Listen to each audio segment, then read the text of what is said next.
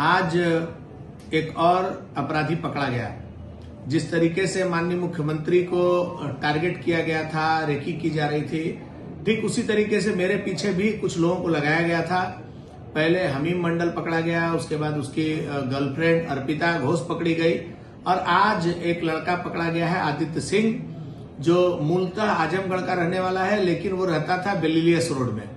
आदित्य सिंह, पिता का नाम वेद प्रकाश सिंह, ये ऐसे लोग हैं जो पैसे के चलते कुछ भी कर सकते हैं। एक अंतर्राष्ट्रीय टेररिस्ट संगठन के लिए काम करने वाले ऐसे लोगों के खिलाफ कठोरतम कार्रवाई होगी।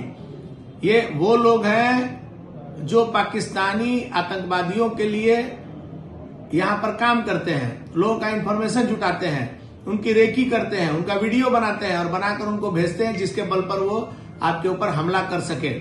ऐसे बहुत सारे लोग हैं। मैंने पहले दिन भी बोला था कि जिन लोगों से भी इनका तार जुड़ा है वो एक एक लोग गिरफ्तार होंगे और उनके खिलाफ कार्रवाई होगी।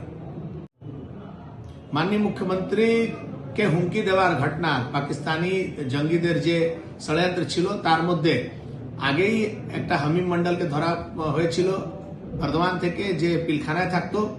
তার গার্লফ্রেন্ড ধরা পড়লো অর্পিতা ঘোষ, যে হানি ট্র্যাপ করতো। আজকে আবার এসটিএফ একজনকে ধরেছে, তার নাম আদিত্য সিং, তার বাবার নাম বেদ প্রকাশ সিং। আগে ও বেলিলিয়াস রোডের নিবাসী, মূলতঃ ওরা আজমগড়ের লোক আছে। এরা হচ্ছে আসল সমাজের দুশ্মন, যারা টাকার জন্য পাকিস্তানি জঙ্গিদেরকে সমর্থন করে, লোকের ইনফরমেশন লিক করে, ভিডিও বানায়, সেই ইনফরমেশন গুলো দেয়। এদের ভরসাতেই আমাদের উপরে এই থ্রেড গুলো আসে। আমি বলছি, আগেও বলেছিলাম যে এই পুরো বিষয়টা খতিয়ে দেখার কাজ এসটিএফ করছে। যারা এর সঙ্গে যুক্ত ছিল একজনও ছাড় পাবে না।